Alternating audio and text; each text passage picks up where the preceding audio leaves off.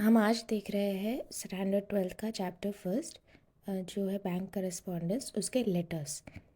पहला जो हमारा लेटर है वो letter to open a demat account. तो जब भी आप बैंक को कोई भी लेटर लिखते हो तो मतलब हम किसी को भी जब भी कोई लेटर लिखते हैं तो हमें सबसे पहले अपना इंट्रोडक्शन देना होता है। तो बैंक हमको किस तरीके से जानता है? बैंक हमको हमारे सेविंग्स नंबर, उनके लिए हमारा आईडी क्या है, उनके लिए हमारा आईडी हमारा सेविंग्स नंबर, अकाउंट नंबर या फिर करंट अकाउंट नंबर, हमारा जो भी अकाउंट नंबर है वो हमारा आईडी है। तो हमको शुरू इस तरीके से करना है अपना इंट्रोडक्शन दे के। तो पहले तो आप फॉर्मेट बना दीजिए। आप इनसाइड एड्रेस मतलब आपका खुद का नाम और एड्रेस बताइए। फिर आप किसको एड्रेस कर रहे हैं, कौन से बैंक को लिख रहे हैं। तो आपको यूजुअली जो बैंक के मैनेजर है उसको एड्रेस करना है। So to the manager of this bank and उसका ब्रांच और सिटी। फिर सब्जेक्ट लिखिए request to open demat account. जो आपका क्वेश्चन है उसमें से ही आप सब्जेक्ट निकाल दीजिए। फिर सर, और फिर शुरू कीजिए अपने इंट्रोडक्शन से। तो आपका इंट्रोडक्शन क्या है कि आपका ये अकाउंट आपके बैंक में सेविंग्स अकाउंट है और सेविंग्स अकाउंट का नंबर आपको ज़रूर देना है, क्योंकि उसके पास तो हज़ारों सेविंग्स अकाउंट वाले होंगे तो वो कैसे पता करेगा, तो आपको उसका नंबर देना है।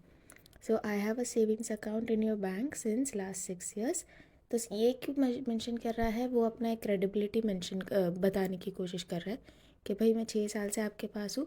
तो ऐसा नहीं है कि 3-4 महीने पहले मैंने आपको ज्वाइन किया है, 6 साल से आपके पास हूँ तो मैं क्रेडिबल हूँ। हम दोनों का एक अच्छा पास्ट में रिलेशन रहा है। सो माई अकाउंट नंबर इज़, जो भी आप 12 नंबर का या 15 नंबर का कोई भी एक फिगर वहाँ पे लिख दीजिए। Recently your bank has advertised about various new facilities. तो आप जब भी कोई फैसिलिटी के लिए अगर आपको बोला जाता है एग्ज़ाम में लिखने के लिए, debit card, credit card, online banking, demat, किसी के लिए भी आपको जब बोला जाता है तो आप ये फॉर्मेट फिक्स रखिए। स्टार्टिंग में सेविंग्स बैंक अकाउंट के थ्रू अपना इंट्रोडक्शन दीजिए। उसके बाद आप बताइए कि एक्टिव वॉइस में लिख सकते हो कि I saw your advertisement on a television और अ न्यूज़पेपर, या फिर आप इसको इस तरीके से इनडायरेक्टली लिख सकते हो that recently your bank has advertised your various account facilities. उसके बाद आप उसको बताइए कि आपको कौन सा फैसिलिटी लेने की इच्छा है। I request to open a demat account, I want to issue a debit card, kindly issue me a credit card. जो भी आपको फैसिलिटी है वो चाहिए। और अगर आप उसको अपने सेविंग्स अकाउंट के साथ कनेक्ट करना चाहते हैं तो उसे बताइए कि भाई मैं ये लेना चाहता हूँ और उसे सेविंग्स अकाउंट के साथ कनेक्ट करना चाहता हूँ। अभी आपको कोई भी फैसिलिटी लेनी है बैंक के पास से तो कौन कौन सी चीज़ें आपको माननी पड़ेगी? पहली चीज़ तो आपके बैंक के जो भी टर्म्स एंड कंडीशन है वो मानने पड़ेंगे। अगर उसके कोई फ़ीस एंड चार्जेस है तो वो आपको देने पड़ेंगे। तो वो सब का आपको एक अंडरटेकिंग देना पड़ेगा। सो यहाँ पे हम सेकंड में लिख रहे हैं, in this regard you are requested to open a demat account in my name. I wish to connect the demat account with my savings account number. I assure to obey all rules and regulation. मैं सारे terms and condition follow करूँगा, सारे charges पे करूँगा and pay all charges connected with the account. I also undertake to maintain minimum monthly bank balance. मतलब ये भी एक कंडीशन ही हुआ कि आपको मिनिमम मंथली बैंक बैलेंस रखना है। ये इसमें भी होता है, डीमैट में होता है, सेविंग्स अकाउंट, करंट अकाउंट, सब में ऐसे रहता है कि आपको एक मिनिमम मंथली बैलेंस रखना पड़ता है। तो यू आर अंडरटेकिंग कि आप वो भी उसको मेंटेन करोगे। साथ ही जो भी एनुअल चार्जेस है, प्रोसेसिंग फ़ीस है, वो सब कुछ आप डिडक्ट करवा दोगे अपने सेविंग्स अकाउंट में से। उसके लिए मतलब बैंक डिडक्ट कर लेगा आपके सेविंग्स अकाउंट में से और आप उसके लिए अपना कंसेंट दे रहे हो, आप एग्री कर रहे हो उस बात के लिए। To undertake to maintain minimum monthly balance हो गया। I also permit the bank to deduct the annual demat account charges, demat account opening charges and any other fees from my bank account. मेरे bank account में से जितने charges है काट लेना, मेरे को कुछ प्रॉब्लम नहीं है। नेक्स्ट, आप कभी भी जब कोई चीज़ के लिए आप अप्लाई करते हो तो आपको एक एप्लीकेशन फॉर्म तो भरना पड़ता है। एप्लीकेशन फॉर्म में आपको यूजुअली क्या देना पड़ता है, आपको पासपोर्ट साइज़ फ़ोटोज़ देने पड़ते हैं, एक आईडी प्रूफ और एड्रेस प्रूफ देना होता है। तो आप ये लेटर के साथ वो सारी चीज़ें अटैच कर दीजिए। I am here with submitting my undertaking in prescribe format.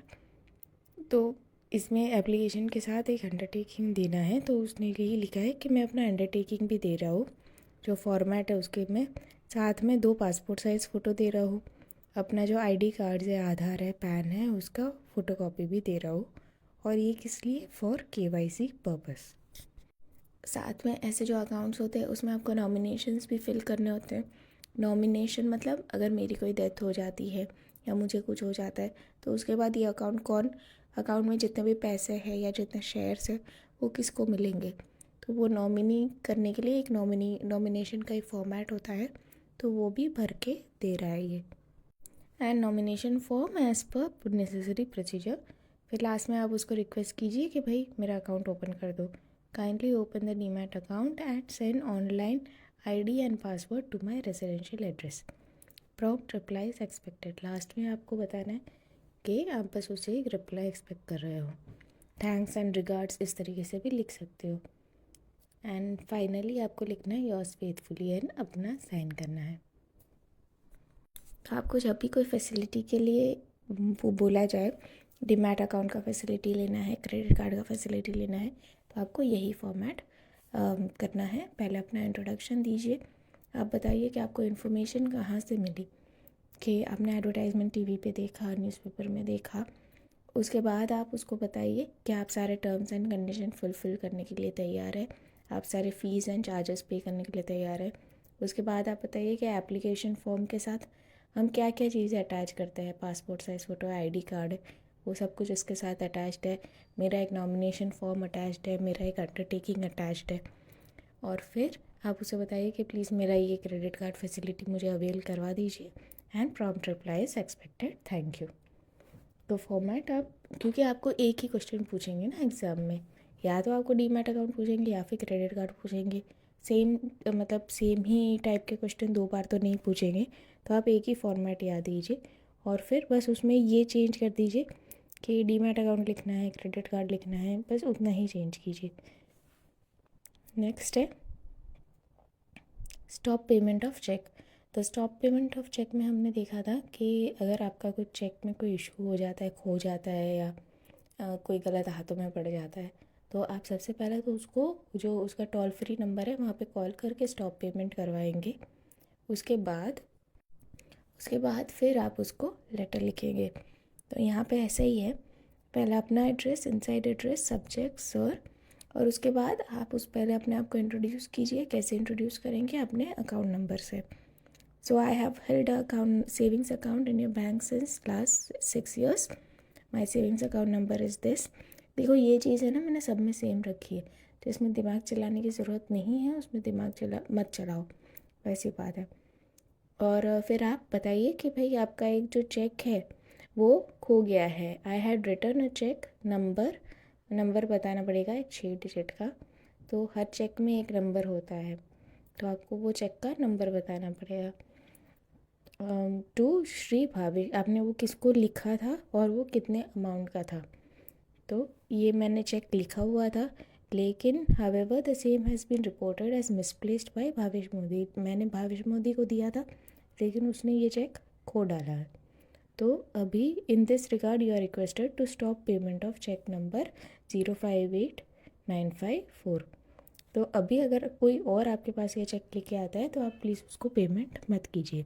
The matter has also been orally communicated to your branch yesterday evening. वो आपको ओरली पहले इमरजेंसी में बताना है उस चीज़ को। अगर आपका डेबिट कार्ड खो गया, क्रेडिट कार्ड खो गया, या फिर आपका चेक में कोई इश्यूज़ है, ये सारी चीज़ें हैं, वो आपको ओरली इमीडिएटली बताना है। तो वो आपको यहाँ पे रेफ़र करना है कि भाई ये मैं आपको पहली बार नहीं बता रहा हूँ। अगर सपोज़ बैंक ऑलरेडी उसको पे कर चुका है तो उसके सिर पे एक लायबिलिटी आनी चाहिए कि भाई मैंने आपको कल शाम को ओरली बताया था, अभी तो मैं सिर्फ आपको रिटर्न में दे रहा हूँ। अभी नेक्स्ट है रॉन्गफुल डिसऑनर ऑफ चेक। तो इसमें भी पहला आप इनसाइड एड्रेस लीजिए, सब्जेक्ट सर, अपने आप को इंट्रोड्यूस कीजिए कि आपके पास सेविंग्स अकाउंट नंबर है, आपके पास सेविंग्स अकाउंट है इतने साल से और उसका नंबर ये है। उसके बाद आप पहले बैकग्राउंड बताइए कि आपने ये एक पर्टिकुलर चेक था वो भावेश मोदी को इशू किया और उसका अमाउंट ये था, और भावेश मोदी आपके पास 9 तारीख को लेके आए थे, 9 जून को लेके आए थे, और लेकिन आपने मेरा जो चेक है वो रिजेक्ट कर दिया ये कह के कि फंड्स आर इनसफिशेंट, मतलब रिजेक्ट कर दिया मतलब आपने मेरे चेक को डिसऑनर किया हुआ है।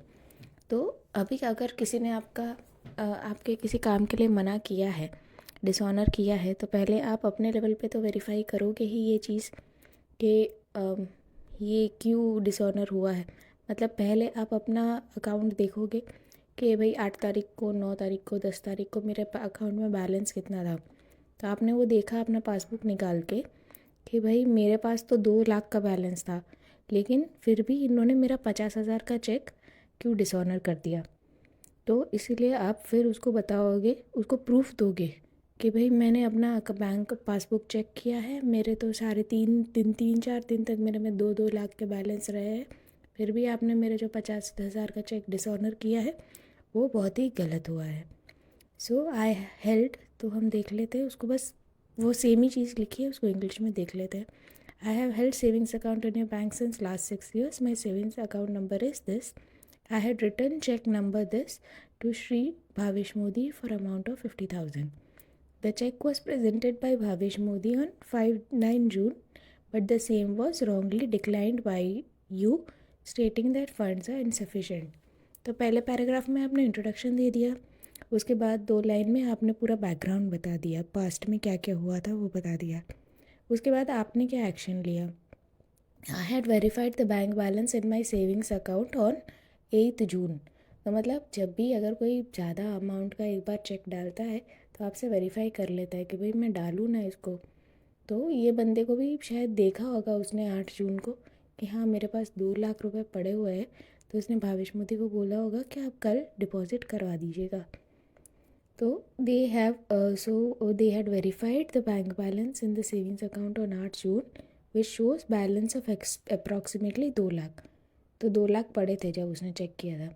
फर्दर आफ्टर दिस इंसिडेंस, तो पहले उसने चेक करके फिर उसको बोला था डिपॉजिट करने के लिए। उसके बाद जब फिर भी फंड इज़ नॉट सफिशेंट आया तो उसने वापस चेक किया, ये इंसिडेंट होने के बाद चेक किया और उसने अपना पासबुक अपडेट करवाया। I have updated my passbook which shows the balance in my account.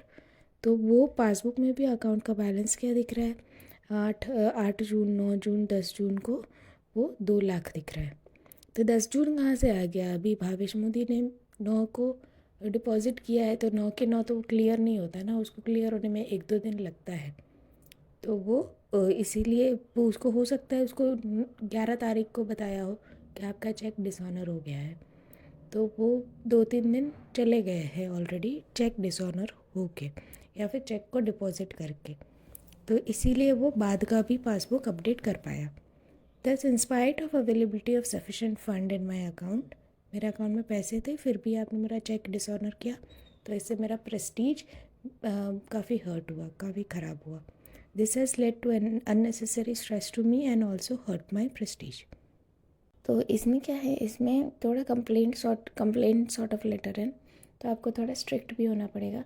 तो आप थोड़ा हार्श वर्ड्स थोड़े यूज़ करके बोल सकते कि you are expecting a prompt reply and you are expecting a prompt action. आप चाहते हो कि एक्शन दे, मतलब आपको सिर्फ एक रिप्लाई रिटर्न में एक अपॉलॉजी या कुछ नहीं चाहिए, आप चाहते हो कि एक एक्शन लिया जाए और साथ में लेटर का जवाब भी दिया जाए। नेक्स्ट है to obtain facility of debit card, credit card, ATM facility. तो फर्स्ट जो हमने लेटर देखा था डीमैट अकाउंट वाला, वो सेम ही लेटर लिखा है, बस सब जगह पे डीमैट अकाउंट वर्ड निकाल के debit card and credit card facility लिख दिया है। बाकी हमने वही चीज़ें लिखी है, पहले अपने आप को इंट्रोड्यूस किया है, उसके बाद बताया कि हमें कौन सी फैसिलिटी चाहिए, डेबिट कार्ड की फैसिलिटी चाहिए, क्रेडिट कार्ड की फैसिलिटी चाहिए। उसके बाद एक अंडरटेकिंग दिया है कि हम सारे रूल्स एंड रेगुलेशंस ओबे करेंगे, हम सारे फ़ीस भरेंगे, हमारे अकाउंट में से आप फ़ीस काट लो, उसके लिए हमें कोई प्रॉब्लम नहीं है।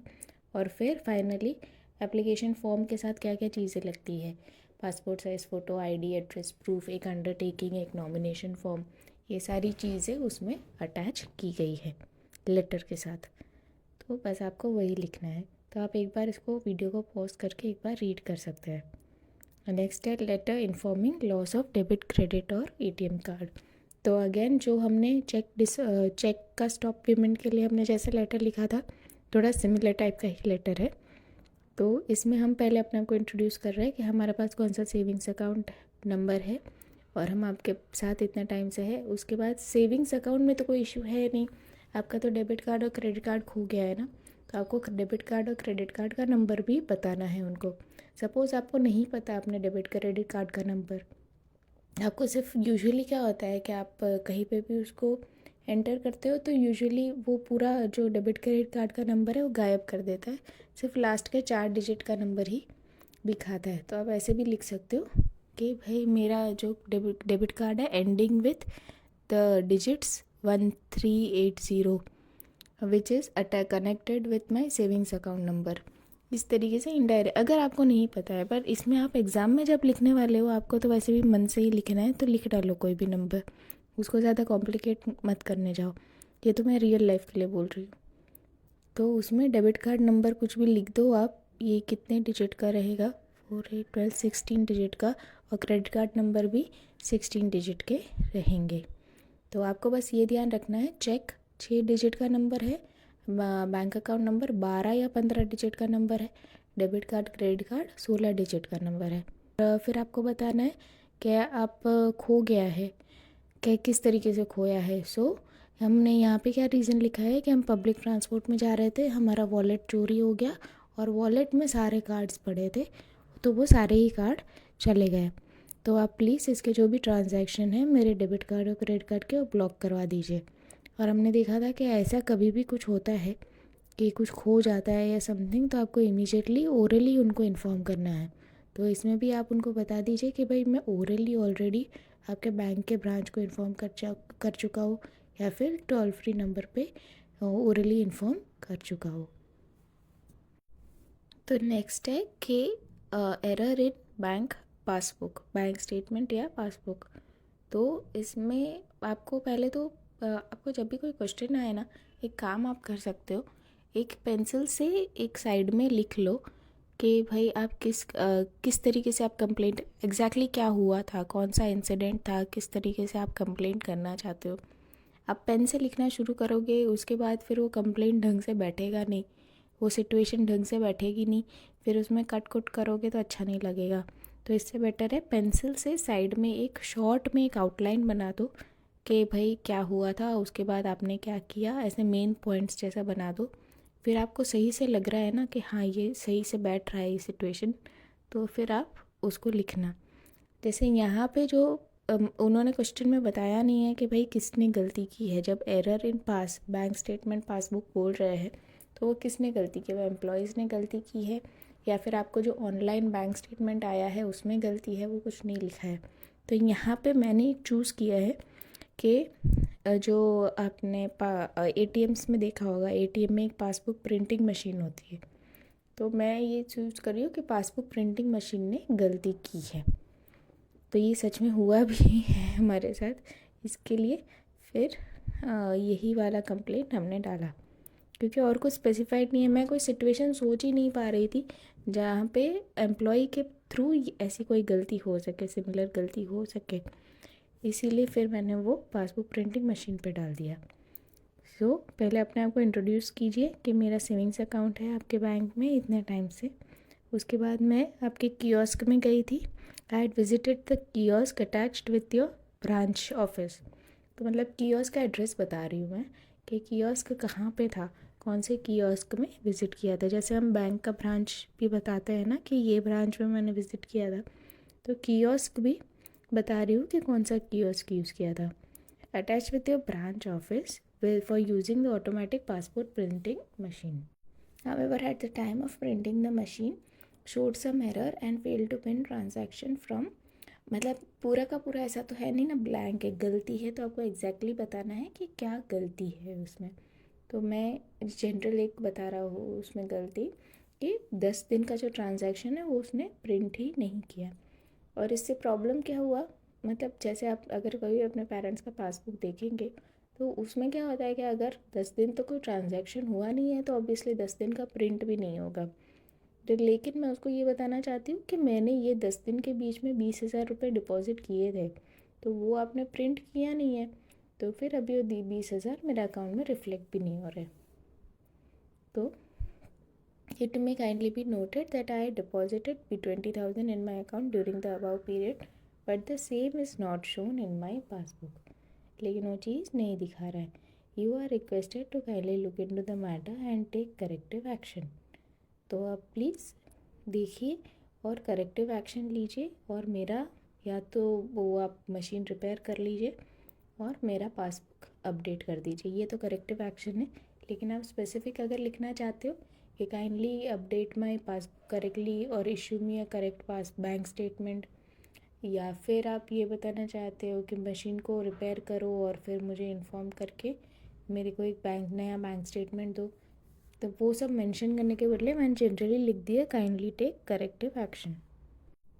एंड नेक्स्ट है letter informing closure of account. आपको अपना अकाउंट बंद करना है तो उसके लिए आपको बैंक को बताना है कि भाई मैं अकाउंट बंद करना चाहता हूँ, तो जो भी उसमें थोड़े बहुत पैसे पड़े हैं वो आप मुझे काइंडली रिफ़ंड कर दीजिए.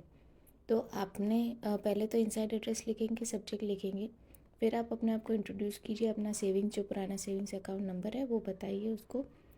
फिर आप देखिए कि भाई आप रीज़न बताइए कि आप अकाउंट क्यों बंद करवाना चाहते हो. तो due to some personal and professional issues I am shifting to another country and do not need the savings account in future. तो मतलब ऐसा हो कि भाई 6-7 महीने में वापस आ जाऊँगा तब तो आपको काम आएगा ही, तो बंद करवाने की ज़रूरत नहीं है. लेकिन मैं बहुत लॉन्ग टर्म के लिए ही आउट ऑफ स्टेशन जा रहा हूँ तो मुझे इसकी ज़रूरत नहीं पड़ेगी, तो मैं बंद करवा रहा हूँ. अभी अकाउंट जो बैंक है in this regard kindly arrange to close my savings account. अभी जो बैंक है उसने आपको क्या क्या फैसिलिटी दी होगी. उसने आपको चेक बुक दिया होगा, उसने आपको डेबिट क्रेडिट कार्ड सब दिया होगा, हो सकता है कोई लॉकर फैसिलिटी सब तक दिया हो. तो आपको वो सारी चीज़ें जो है वो बैंक को रिटर्न करनी पड़ेगी. आप अपना चेक बुक रिटर्न करवाइए, अपना डेबिट क्रेडिट कार्ड कैंसिल करवा दीजिए. तो यहाँ पे मैंने सिर्फ चेक बुक के बारे में लिखा है कि I am returning the unused cheque book with cheque number. जो भी चेक नंबर्स हैं वो मैंने लिखे हैं कि मेरे पास 6 चेक नंबर पड़े थे, तो वो ये ऐसे 0051342154140 ऐसे क्यों लिखा है, बिकॉज वो क्रोनोलॉजी में ही होता है सारे चेक के नंबर. सेम चेक बुक में सारे चेक के डब्बा क्रोनोलॉजी में ही रहते. तो आप बीच में से 2 लिख के करोगे तो हो जाएगा. So kindly arrange to close the account and refund the balance in the account to me through preferable mode. तो आप प्लीज़ इसके अलावा आप ये भी लिख सकते हो कि kindly cancel my debit card, kindly cancel my credit card, ये which are connected with the savings account. और फिर लास्ट में आप लिख सकते हो कि क्लोज़ कीजिए, रिफ़ंड कीजिए. और रिफ़ंड कैसे करोगे, अब भी तो अकाउंट तो बंद हो गया, तो अकाउंट में आप डिपॉजिट मतलब अकाउंट से आप रिफ़ंड कैसे करोगे. तो आप हो सकता है वो बैंक आपको कोई डीडी दे, या फिर अगर छोटा अमाउंट है तो कैश में आपको वापस दे दे. तो इस तरीके अगर बड़ा अमाउंट है तो वो आपको कोई डिमांड ड्राफ्ट या इस तरीके से दे जो आप दूसरे किसी अकाउंट में जमा करवा सकते हैं. तो इसलिए फिर आपने अपना मोड नहीं बताया कि आपको किस तरीके से चाहिए, आप उसके ऊपर छोड़ रहे हो थ्रू प्रेफरेबल मोड. मतलब आप बैंक को जैसे भी कन्वीनियंट हो आप वैसे दे सकते हो. Prompt action is expected. ठीक है. और फिर लास्ट में योर्स फेथफुली और आपका नाम. अभी जो बाकी के लेटर्स हैं वो हम नेक्स्ट सेशन में देखते हैं, क्योंकि बाकी हमारे और 6-7 लेटर बाकी है, तो हम उसको नेक्स्ट सेशन में देखेंगे.